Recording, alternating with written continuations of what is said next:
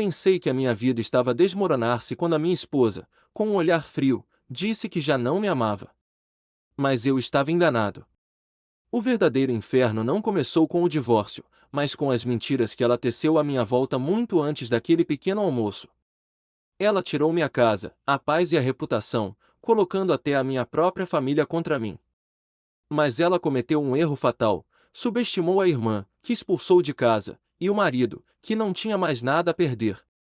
Era uma manhã de nevoeiro em Sintra, um daqueles dias em que a umidade se infiltra pelas paredes, mas o frio que senti não tinha nada a ver com o clima. Eu estava na cozinha, descalço, com a segunda chávena de café na mão, a olhar para o jardim que eu próprio tinha desenhado 3 anos antes. Foi nesse preciso momento que a Inês, a minha mulher, decidiu destruir o meu mundo. Ela não gritou, não chorou e nem sequer me olhou nos olhos. Simplesmente disse que já não me amava, com a mesma naturalidade com que avisaria que o leite tinha acabado. Fiquei paralisado, a tentar encontrar lógica nas suas palavras, afinal, sou engenheiro civil e a minha vida baseia-se em estruturas lógicas. Mas no olhar dela havia apenas uma indiferença gélida. Perguntei por que razão continuávamos a tomar o pequeno almoço juntos se tudo tinha acabado. Ela deixou a chávena na bancada e respondeu que eu estava a ser demasiado dramático e que precisava de terapia. Aquela foi a primeira acusação. Disse que se tinha afastado emocionalmente há muito tempo e que eu estava demasiado ocupado com os meus projetos para reparar. Naquela manhã, ela saiu para o trabalho, deixando-me numa casa que, de repente, se tornará estranha. Passados apenas 2 dias, estávamos sentados no consultório de uma psicóloga no centro de Lisboa. Foi ideia da Inês. Aceitei, na esperança de salvar o casamento, mas rapidamente percebi que era uma armadilha. A Inês falava de mim na terceira pessoa, descrevendo-me como um maníaco controlador que precisava de uma ordem perfeita. Ela distorcia os factos com mestria, chamava pressão a minha preocupação e despotismo a minha responsabilidade. A doutora assentia, fascinada pela atuação dela. Eu estava ali sentado a sentir a corda apertar-se à volta do meu pescoço. Quando tentei argumentar, a Inês apenas sorriu com tristeza, mostrando à médica minha suposta reação agressiva. Não era uma sessão de terapia, era um tribunal onde a sentença tinha sido ditada antes mesmo de eu entrar. Saímos da clínica em silêncio. No parque de estacionamento, antes de entrarmos nos carros, perguntei por que tinha montado aquele circo se já tinha decidido tudo. Ela apenas ajeitou os óculos de sol e atirou que eu precisava de ouvir a verdade de um profissional. Ela foi-se embora e eu fiquei ali, ao pé do meu carro, a sentir-me um completo idiota. Mas o verdadeiro golpe ainda estava para vir. Nessa mesma noite, o meu telemóvel vibrou. No ecrã apareceu o nome do meu sogro, o pai da Inês. Fiquei surpreendido, pois raramente falávamos sem motivo. Atendi à espera de apoio, mas em vez de um cumprimento, ouvi uma torrente de insultos. Gritava que eu era um canalha, que tinha destruído a vida das filhas dele e que, se eu me voltasse a aproximar da Sofia, a irmã mais nova, chamaria a polícia. Tentei dizer uma palavra, perguntar o que a Sofia tinha a ver com aquilo, visto que a tinha visto pela última vez no Natal, mas ele desligou na minha cara. Aquilo não fazia qualquer sentido. A Inês acusava-me de controlo, e o pai dela acusava-me de perseguir a irmã dela. Na minha cabeça, o puzzle começou a montar-se e a imagem era terrível. Entrei no carro e conduzi sem destino, apenas para não estar naquela casa vazia. Ao passar pela marginal perto de Cascais, reparei num Atibac antigo e familiar. Era o carro da Sofia. Estava estacionado num canto escuro, com os vidros embaciados. Algo me obrigou a parar. Aproximei-me e iluminei o interior com o telemóvel. O que vi fez o meu coração apertar. O banco de trás estava atulhado de roupa, caixas e sacos de comida. E no banco da frente, encolhida debaixo de uma manta fina, dormia a Sofia. O rosto dela estava demacrado, mesmo a dormir, ela franzia a testa. Bati no vidro. Ela estremeceu e olhou-me assustada. Quando me reconheceu, não vi surpresa nos olhos dela, mas sim vergonha. Baixou o vidro apenas 1 centímetro. Perguntei o que ela fazia ali. A Sofia desviou o olhar e disse baixinho que tinha sido expulsa de casa há uma semana. E o motivo, segundo os pais dela, era eu. Naquele momento, percebi tudo. A Inês não queria apenas ir-se embora. Ela queria destruir-me e, para isso, usou a própria irmã como um peão no seu jogo sujo. Criou uma história onde eu era o vilão que assediava a irmã dela, para justificar a sua saída e parecer a vítima.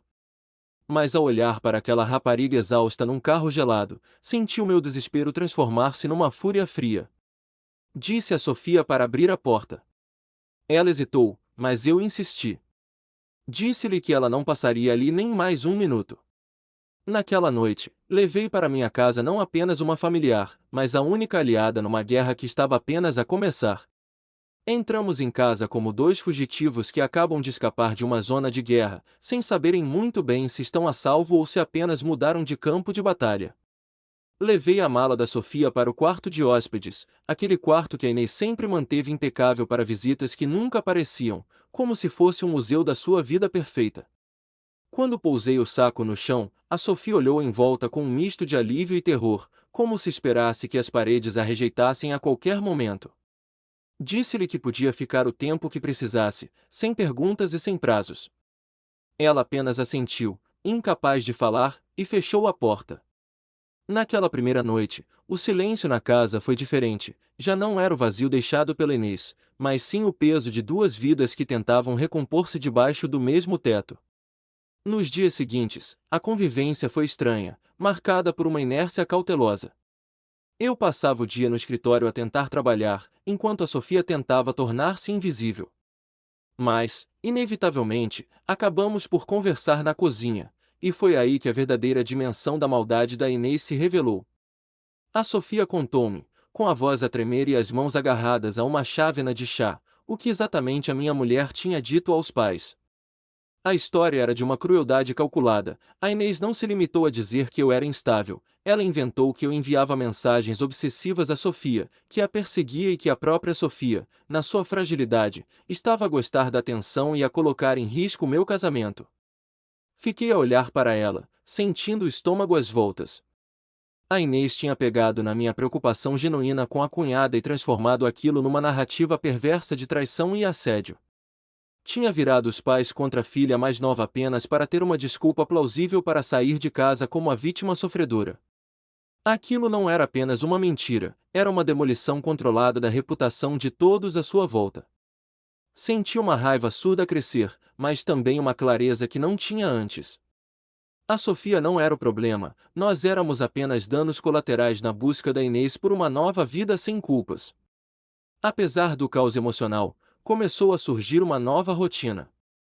A Sofia, talvez como forma de agradecer, começou a reorganizar pequenas coisas na casa. Um dia cheguei e encontrei o armário das especiarias organizado, no outro dia havia toalhas novas na casa de banho, daquelas que realmente secam e não apenas decoram. Eram gestos simples, mas que traziam uma humanidade àquela casa que a perfeição fria da Inês nunca permitirá. Pela primeira vez em meses, jantamos sem a tensão de pisar ovos, sem medo de dizer a palavra errada. No entanto, a calma era apenas a antessala da tempestade. Uma semana depois, recebi um convite para uma festa de aniversário de um amigo comum, num daqueles terraços da moda em Lisboa, com vista para o Tejo e coquetéis com nomes pretensiosos. A minha primeira reação foi recusar, mas algo me disse que esconder-me seria admitir a derrota. A Sofia ficou em casa, preferindo não enfrentar o mundo, e eu fui, armado com a minha melhor cara de indiferença. Quando cheguei, o ambiente estava carregado daquela falsidade social que a Inês adorava. Música suave, risos contidos e olhares que mediam o valor de cada convidado. Não demorou muito até ela aparecer. Estava deslumbrante, vestida como se fosse a estrela de cinema de uma estreia, e caminhava pelo terraço como se fosse a dona do lugar. Quando os nossos olhares se cruzaram, ela não desviou. Pelo contrário, sorriu, aquele sorriso condescendente que ela usava quando achava que tinha o controle total da situação. Aproximou-se de mim com um copo de vinho na mão e, sem qualquer vergonha, brindou à nossa separação civilizada e ao crescimento pessoal, falando alto o suficiente para que o grupo à nossa volta ouvisse. Mas ela não ficou por ali. Decidiu que aquele era o palco perfeito para consolidar a sua versão da história. Pediu a atenção de todos, como se fosse fazer um discurso, e anunciou em voz alta que nós tínhamos decidido viver separados por um tempo, que era uma decisão mútua e saudável. As pessoas assentiram, murmurando elogios à sua coragem e maturidade. Eu fiquei ali, parado, a ouvir a mulher que destruiu a minha vida ser aplaudida pela sua bravura. Ela olhou para mim, desafiadora, esperando que eu fizesse uma cena, que gritasse, que confirmasse a imagem de homem desequilibrado que ela tinha pintado na terapia. Eu não lhe dei esse prazer. Mantive-me calmo, o que a irritou visivelmente. Então, ela decidiu jogar a cartada final. Aproximou-se mais, e num tom falsamente preocupado, perguntou se eu tinha sabido alguma coisa da Sofia, acrescentando para a plateia que a irmã estava a passar por uma fase muito difícil e instável, e que os pais estavam devastados. Foi a gota de água. O cinismo dela ao usar a irmã que ela própria tinha tirado para a rua como tema de conversa social foi demasiado. Olhei para ela e, com uma voz firme que cortou o burburinho da festa, respondi que a Sofia estava ótima. Disse, alto e bom som, que a Sofia estava a viver comigo desde o dia em que a encontrei a dormir no carro porque a própria irmã a tinha feito ser expulsa de casa com mentiras. O silêncio que se seguiu foi ensurdecedor. Os sorrisos desapareceram e os olhares saltaram entre nós como bolas de ping-pong. A Inês ficou pálida por um segundo, mas a recuperação dela foi assustadora. Em vez de recuar, ela aproveitou a minha confissão. O rosto dela transformou-se numa máscara de choque e dor fingida. Ela olhou para os amigos, e com a voz embargada, disse que eu acabava de confirmar os seus piores medos. Acusou-me ali mesmo, diante de 30 pessoas, de ter levado a amante para nossa casa conjugal menos de uma semana depois da separação. Disse que aquilo provava que ela tinha razão o tempo todo, que a minha obsessão pela irmã dela era real e doentia. O murmúrio da multidão mudou de tom. De repente, eu já não era o ex-marido estoico, aos olhos deles, eu era o homem que dormia com a cunhada. Tentei falar, explicar que a Sofia estava no quarto de hóspedes, que era apenas um refúgio, mas a narrativa já estava montada. A Inês tinha pegado na minha verdade e transformado-a na arma final. Virei as costas e saí daquela festa com a sensação de que tinha acabado de cair na armadilha perfeita, sem saber que a verdadeira guerra estava prestes a começar nas redes sociais. O regresso à casa naquela noite foi feito num silêncio sepulcral, apenas quebrado pelo som dos pneus no asfalto molhado de Lisboa. Eu senti o peso da acusação pública da Inês como uma pedra no estômago, mas decidi não contar nada a Sofia imediatamente. Ela já carregava o fardo da rejeição dos pais e não precisava de saber que a própria irmã a tinha transformado na vilã de uma novela perversa perante a nossa elite social. No entanto, a minha tentativa de proteção foi inútil, pois a guerra moderna não se trava em festas privadas, mas sim nos ecrãs luminosos que todos carregamos nos bolsos. Na manhã seguinte, o meu telemóvel acordou-me não com um alarme, mas com uma vibração incessante que parecia um ataque cardíaco digital. Quando olhei para o ecrã, percebi que a Inês tinha premido o botão nuclear. Ela não se limitara aos comentários na festa, tinha publicado uma longa reflexão nas redes sociais, acompanhada por uma foto sua a olhar melancolicamente para o mar, com uma legenda sobre sobreviver à traição dupla e encontrar força no meio da dor. Não mencionava nomes, claro. Ela era demasiado esperta para isso, mas as insinuações eram tão subtis como um caminhão descontrolado. Nos comentários, dezenas de amigos comuns, e até familiares meus, deixavam mensagens de apoio e emojis de corações partidos, enquanto lançavam veneno sobre a falta de caráter de quem a tinha magoado. A Sofia entrou na cozinha com os olhos inchados, ela já tinha visto. A humilhação dela era palpável. Ver a mulher que eu tentava proteger ser despedaçada digitalmente pela própria irmã acendeu em mim um fusível que eu nem sabia que existia. A tristeza deu lugar a uma determinação fria.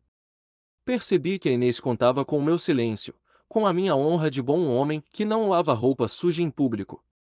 Ela achava que eu aceitaria o papel de vilão para não causar mais danos. Mas ela tinha cometido um erro fatal. Ao atacar a Sofia, ela tirou-me a única razão que eu tinha para ser diplomático. Decidi que precisava de respostas, e não as encontraria sentado no sofá a ler comentários de ódio. Lembrei-me de um detalhe que, na altura, me pareceu irrelevante. Durante os últimos meses do nosso casamento, a Inês insistia muito em ir a um restaurante específico no Cais do Sodré, um sítio moderno que ela dizia ser perfeito para reuniões de trabalho. Na altura, eu nunca desconfiei, mas agora, com a lente do cinismo sobre os olhos, tudo parecia suspeito. Peguei no carro e conduzi até lá, movido por um instinto que oscilava entre a paranoia e a clarividência. Estacionei do outro lado da rua e esperei. Parecia ridículo, como num filme de detetives de segunda categoria, mas eu precisava de ver com os meus próprios olhos. E não tive de esperar muito. Pouco depois das 8 da noite, o carro da Inês apareceu. Ela saiu, não com a postura de vítima devastada que exibia no Instagram, mas com um passo leve e um sorriso radiante. Entrou no restaurante e sentou-se numa mesa discreta junto à janela. Minutos depois, um homem juntou-se a ela. Não era um colega de trabalho, nem um amigo que a consolava. Observei, petrificado, a intimidade entre eles. A forma como ele lhe tocou na mão, como ela se inclinou para ele, como riam com uma cumplicidade que só o tempo constrói. Não era um encontro recente, era uma rotina estabelecida. Aquele homem não era uma novidade pós-divórcio, ele era a razão do divórcio. Enquanto ela me acusava de ser controlador e inventava uma paixão minha pela irmã dela, ela vivia um romance tórrido à vista de todos, escondida apenas pela minha confiança cega. Peguei no telemóvel e, com as mãos a tremer de raiva, tirei fotos. Capturei o brinde, o beijo, o toque. Cada imagem era uma prova da sua hipocrisia, mas eu precisava de mais do que fotos de um jantar para desmontar a teia que ela tinha tecido. Precisava de cronologia. Voltei para o carro e abri o computador portátil. A Inês, na sua arrogância de quem se acha intocável, tinha cometido um deslize tecnológico básico, nunca tinha desligado a sincronização da nossa conta familiar de nuvem no tablet antigo que ficará em casa. Comecei a escavar. O que encontrei foi um mapa detalhado da traição. Havia cópias de segurança de conversas de WhatsApp, recibos de hotéis no Algarve em fins de semana que ela supostamente passará em retiros de yoga, e reservas de jantares que coincidiam exatamente com as noites em que ela chegava tarde a casa, culpando o trânsito ou o trabalho. Mas o mais chocante não foi a traição física, foi a premeditação emocional. Encontrei mensagens trocadas com uma amiga, datadas de 3 meses antes da nossa ruptura, onde a Inês delineava o plano. Ela precisava de sair do casamento sem parecer a culpada para não perder o estatuto social. Numa mensagem, ela escrevia explicitamente: se eu disser que ele está maluco e obcecado pela Sofia, ninguém vai perguntar o que eu ando a fazer. Ler aquilo foi como levar um soco no estômago. A minha dor, a expulsão da Sofia, o drama com os pais dela, a terapia, tudo tinha sido orquestrado como uma cortina de fumo para cobrir a aventura dela. Ela não estava confusa, nem infeliz, ela era uma estratega sociopata que tinha sacrificado a própria família para proteger a sua imagem pública. Fechei o computador com uma calma assustadora. Eu tinha a arma do crime. As impressões digitais e o motivo. A Inês queria uma guerra de narrativas? Pois bem, ela ia ter uma. Mas desta vez, a história não seria baseada em lágrimas falsas e insinuações, mas em factos, datas e provas irrefutáveis. Liguei o carro e conduzi de volta para casa, sabendo que a manhã seguinte traria o fim do silêncio e o início da minha vingança. Sentei-me à frente do computador com a frieza de um cirurgião prestes a realizar uma operação necessária, mas dolorosa. Não havia raiva nas minhas mãos enquanto eu digitava, apenas uma necessidade urgente de limpar o ar tóxico que a Inês tinha espalhado sobre a minha vida e a da Sofia. Não escrevi insultos, nem adjetivos dramáticos. Apenas organizei a realidade numa linha temporal crua e irrefutável, sustentada pelas provas que tinha recolhido na nuvem digital que ela, na sua arrogância, se esquecera de proteger. O título da publicação era simples: A Cronologia da Verdade. Comecei com as datas exatas. Mostrei que, no mesmo dia em que ela me disse na cozinha que precisava de espaço para se reencontrar, ela tinha reservado um quarto duplo num hotel de luxo no Alentejo. Publiquei as mensagens de texto onde ela combinava a estratégia com a amiga, detalhando como iria usar a fragilidade da irmã para justificar a sua saída de casa. Coloquei lado a lado a foto que ela publicou a chorar, a dizer-se devastada pela traição, e a fotografia que eu tirei horas antes, onde ela brindava animadamente com o amante no cais do Sodré. Por fim, anexei o registro das chamadas feitas para os pais, provando que a campanha de difamação contra a Sofia começou exatamente na semana em que ela decidiu assumir a relação com o outro homem. Carreguei no botão de enviar e senti um peso gigantesco a sair dos meus ombros. O silêncio digital que se seguiu foi breve, mas ensurdecedor. Durante a primeira hora, ninguém reagiu. Era como se a internet estivesse a suster a respiração, processando o choque de ver a máscara da mulher perfeita e sofrida cair em pedaços. Depois, o meu telemóvel começou a vibrar, mas desta vez o tom era diferente. As mensagens de ódio cessaram abruptamente. Amigos que me tinham virado as costas começaram a enviar pedidos de desculpa envergonhados, dizendo que não faziam ideia da manipulação.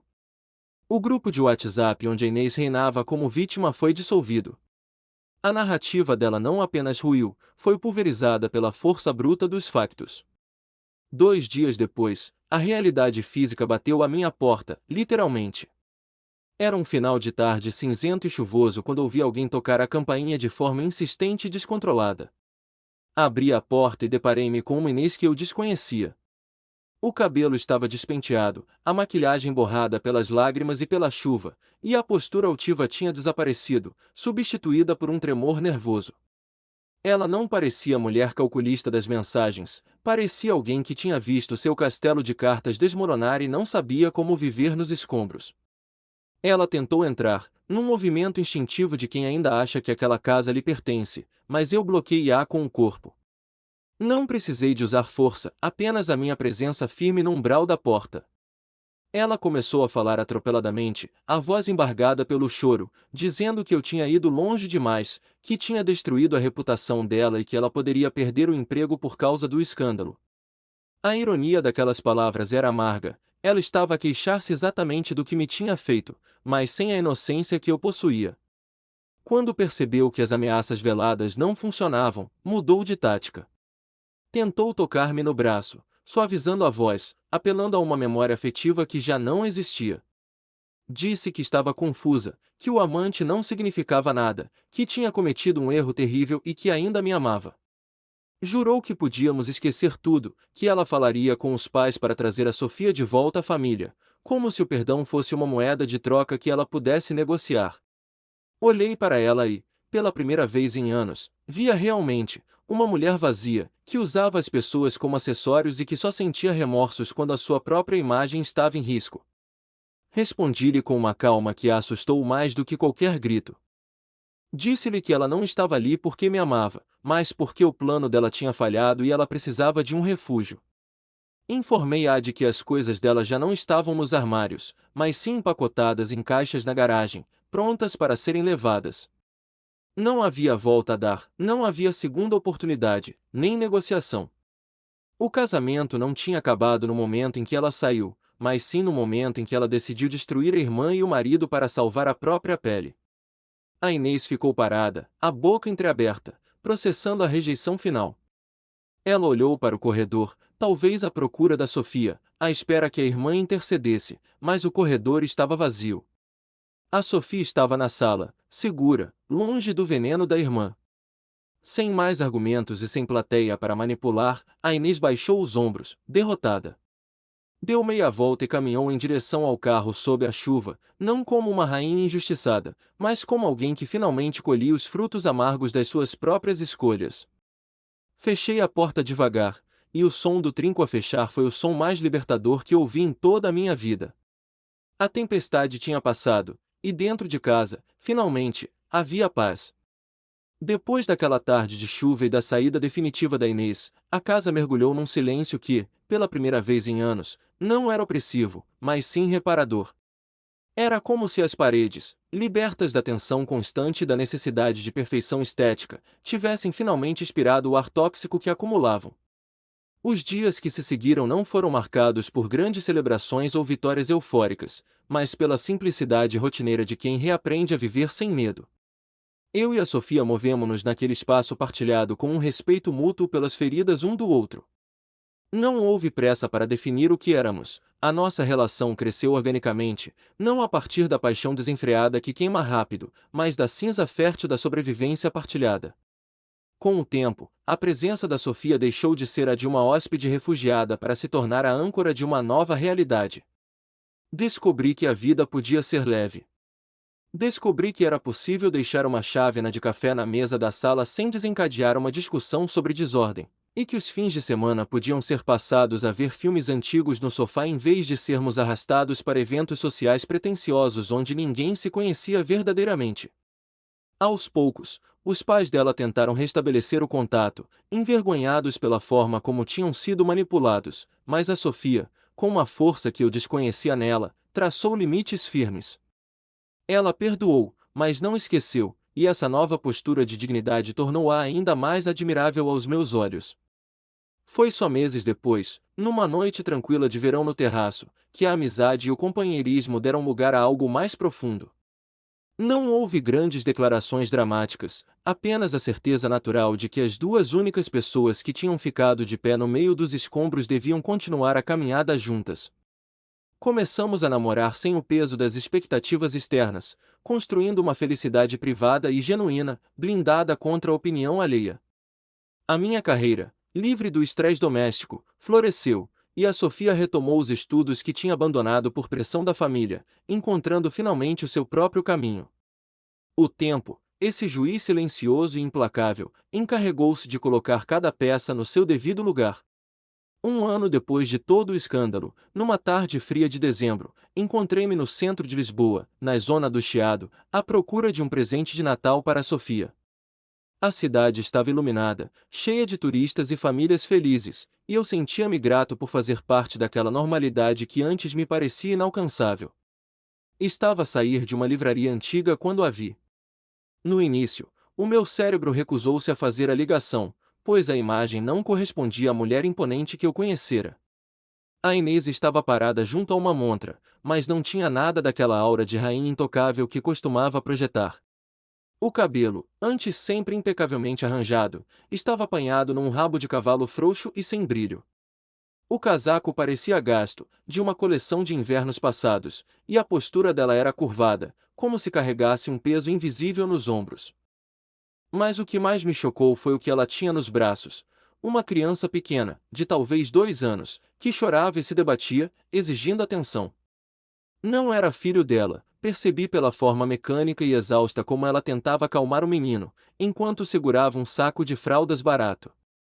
Parecia estar a trabalhar, talvez como ama, uma queda vertiginosa para alguém que vivia obcecada com status e aparências.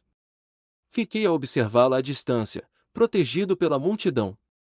Vi olhar para o reflexo na montra e ajeitar a roupa com um gesto nervoso, tentando recuperar alguma dignidade perdida, mas o espelho devolvia apenas a imagem de uma mulher cansada e amargurada. O homem pelo qual ela tinha destruído nosso casamento não estava lá. Os amigos da alta sociedade, que ela tanto prezava, também não. Ela estava sozinha no meio da multidão, a lidar com a birra de uma criança alheia, presa numa realidade muito mais dura e borrada do que a vida sem emoção que ela tanto desprezava ao meu lado. Naquele momento, preparei-me para sentir algo. Esperei a raiva, o desejo de vingança, ou até mesmo aquela satisfação mesquinha de ver o inimigo derrotado. Mas, para minha surpresa, não senti nada disso. Não senti ódio, porque o ódio exige energia e dedicação. Não senti pena, porque ela escolheu cada passo do caminho que a levou até ali. O que senti foi uma profunda e absoluta indiferença. Ela era apenas uma estranha, uma figurante num filme que eu já tinha deixado de ver. A mulher que me tinha magoado, que tinha tentado destruir a própria irmã, já não tinha qualquer poder sobre mim. Ela levantou a cabeça e, por uma fração de segundo, os nossos olhares cruzaram-se. Vi o reconhecimento nos olhos dela, seguido de um choque imediato e, depois, vergonha. Ela viu-me ali, bem vestido, tranquilo, com um saco de presentes na mão e, provavelmente, com a expressão serena de quem é feliz. Ela fez um movimento instintivo para se esconder, para fugir daquela comparação cruel, mas não havia para onde ir. Eu não acenei, não sorri, nem mudei a minha expressão. Simplesmente desviei o olhar, continuei a andar e misturei-me com as pessoas, deixando-a para trás, congelada no seu próprio inverno. Cheguei a casa e encontrei a Sofia na cozinha, a preparar o jantar e a trautear uma música qualquer. O cheiro à comida caseira e o calor do ambiente abraçaram-me assim que entrei. Ela sorriu ao ver-me e perguntou como tinha corrido o meu dia. Pensei em contar-lhe sobre o encontro, sobre como a todo-poderosa Inês parecia ter sido mastigada e cuspida pela vida. Mas olhei para o sorriso da Sofia, para a paz que tínhamos construído com tanto esforço, e percebi que Inês já não merecia nem sequer ser um tópico de conversa à nossa mesa. Respondi apenas que tinha sido um dia bom, um dia normal. Beijei a testa da Sofia e ajudei-a a pôr a mesa. A verdadeira vingança não foi o escândalo, nem a exposição pública. A verdadeira vingança foi termos sido capazes de ser felizes, verdadeiramente felizes, num mundo onde ela já não existia.